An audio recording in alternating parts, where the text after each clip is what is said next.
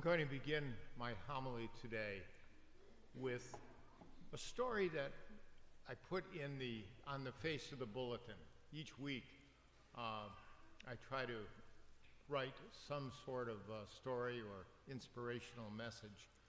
And this week, I thought that this message is so important that I would begin my homily with it. So in case you miss the beginning of the homily, you can look at it in the bulletin. Isn't that a clever way to say, please take a bulletin? About 35 years ago, my wife, Joan, and I hosted a woman who came from Ukraine. Her name is Helena. And Helena was here as part of a contingent that came from Ukraine to Siena to spend the summer learning how to better teach English. Helena's English was very good to begin with, but she was here to learn how to better teach English to the children of Ukraine. We were told that over the years, when people came from Ukraine, they had to give them a period of 1 or 2 weeks to adjust to our culture. It was such a cultural shock that many of them had difficulty just imagining how we live. And so, as time went on, we brought Helena to a supermarket. Now, the context for this is that Helena's husband, she said, was in the military. And their poverty was such that Helena said, I had to save for 6 months for my husband's Christmas gift. And it was some deodorant. So you can imagine as she walked into one of our supermarkets, one of the big ones, that she was overwhelmed. And indeed she was. She just had never been able to imagine such abundance.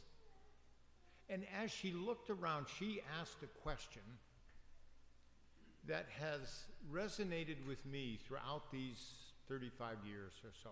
Keeps coming back to me. She looked around and she looked at us and she said, how do you choose? How do you choose amid this abundance, this unimaginable abundance?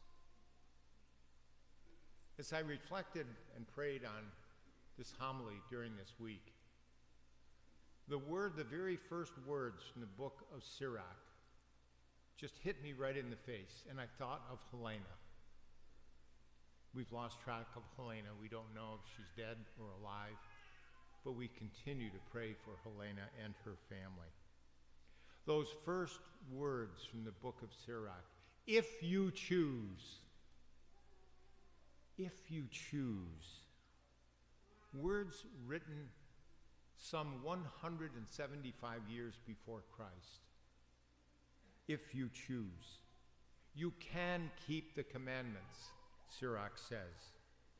They will save you. But, there's always a but, isn't there? But Sirach said, but be aware that you have a choice. We've been given free will by our God.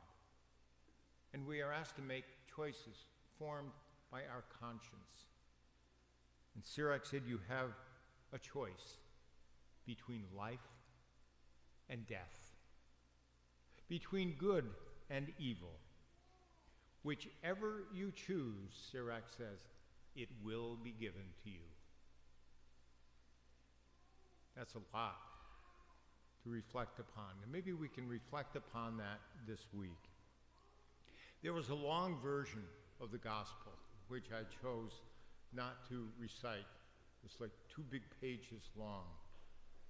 But in that long version, Jesus says, I have not come to abolish the law, but rather I've come to fulfill the law.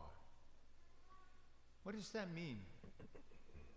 When he says, you have heard that it was said to your ancestors, don't kill, don't be adulterous, don't take false oaths. He was speaking of the letter of the law, that general letter of the law, which really we should think of as an entryway into the depth of what the law really means. And so Jesus offers some examples of what going into the depths of the law might look like to fulfill the intention of the law.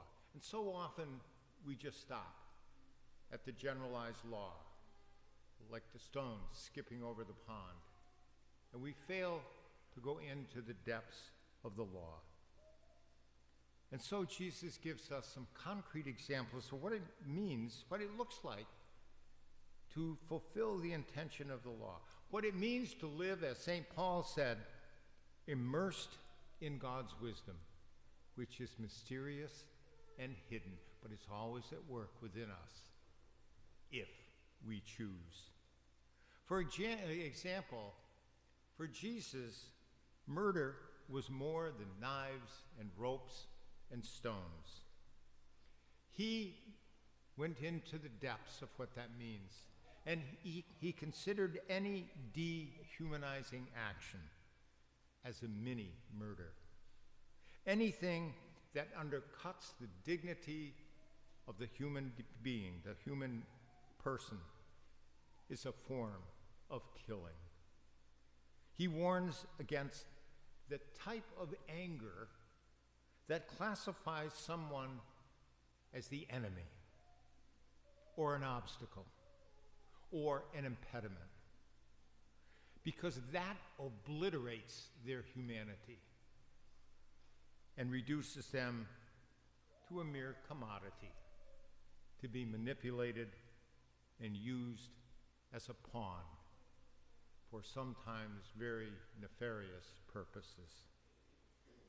The season of Lent, which we will begin this Wednesday, on Ash Wednesday, provides us with an opportunity to go beyond the superficial portion of the law,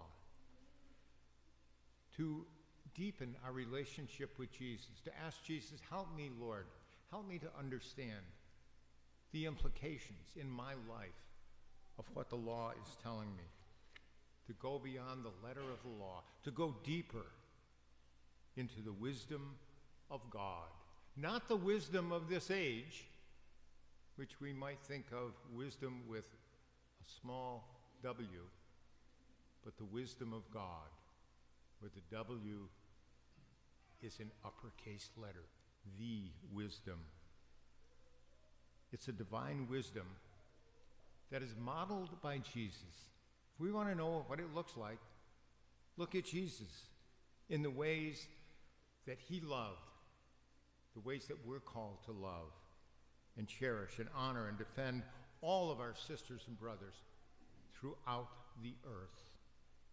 And then we can joyfully proclaim what the Spirit has revealed, what eye has not seen, what ear has not heard, and what has not entered the human heart, what God has prepared for those who love him.